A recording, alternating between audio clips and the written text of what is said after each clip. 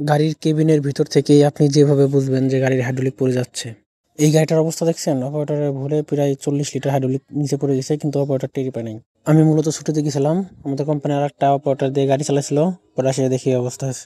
আর এই পাইপটা ফাটছে আপনার ওই হাইড্রোলিক পাম্পের সাইড থেকে যে সুই বলে একটা পাইপ আসে সেটা, কিন্তু সে খেয়াল করে নাই, যার কারণে সব হাইড্রোলিক নিচে পড়ে গেছে প্রায় 40 লিটার। আপনি 3টি জিনিস দেখে বুঝতে পারবেন যে আপনার গাড়ি থেকে হাইড্রোলিক পড়ে যাচ্ছে।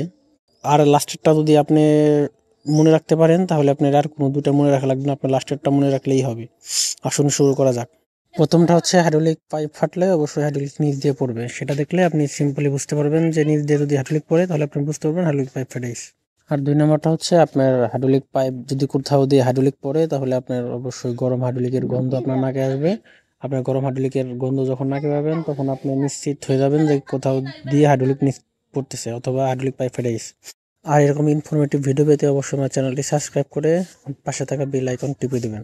আর সবথেকে গুরুত্বপূর্ণ এবং সবথেকে ইনফরমেটিভ যেটা হচ্ছে, আপনার যদি হাইড্রোলিক কোথাও দিয়ে হাইড্রোলিক পাইপ ফাটে তাহলে অবশ্যই গাড়ির যে সাইড হাইড্রোলিক পাইপ ফাটবে সেই সাইডটা স্লো হয়ে যাবে। আপনি যখন দেখবেন গাড়ি এক সাইড স্লো হয়ে গেছে তখন অবশ্যই কেয়ারফুলি থাকবেন যে আপনার গাড়ির হাইড্রোলিক পাইপ ফেটে গেছে, নিশ্চিত হাইড্রোলিক পড়ে যাচ্ছে।